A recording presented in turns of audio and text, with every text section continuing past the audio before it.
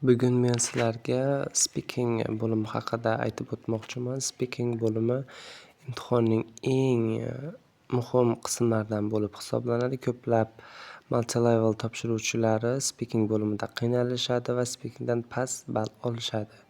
Bunga asosiy sabablardan so'z boyligining kamligi, grammatik xatolarni ko'p ishlatishi va intonatsiyaning emotsiyaga berilib gapirishi bo'lmasligi.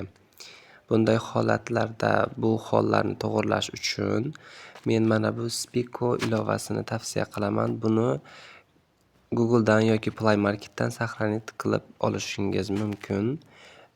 Bu imtihondan 57 ball olishimga katta yordam bergan. Men bu imtihonni dekabr oyida topshirganman va speaking bo'limidan 57 ballni qo'lga kiritganman. Balki siz undan ham balandroq ballarni qo'lga kiritishingiz mumkin.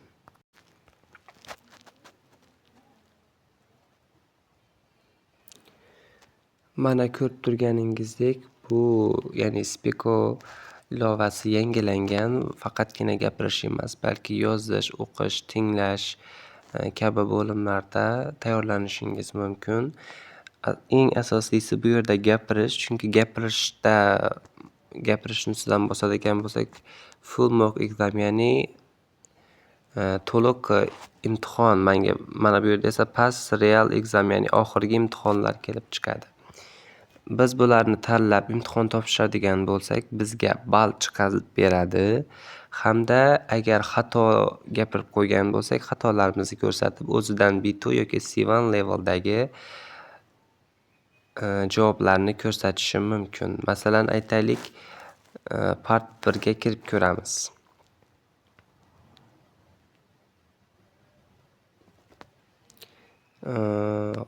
Oylik to'lovlari bor, shuni to'lashingiz kerak. 30 ming, 50 ming ekan. Past real ekzamenlarini ko'radigan bo'lsak, mana Xorazm imtihonni boshlash. Part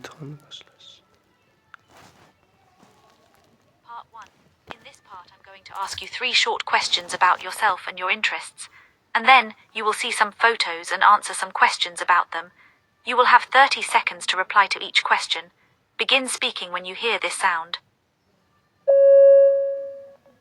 Do you usually get up early in the morning?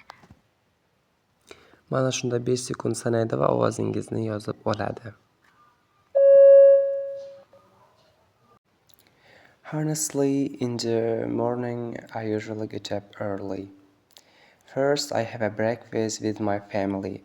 After that, I sometimes watch TV or listen to music. If I have a homework, I study or read books. I also like spending some time on my phone to talk to friends or watch videos. Before going to school, I try to prepare my things for studying. Imtihon savollariga shu tarzda javob berib ketaverasiz.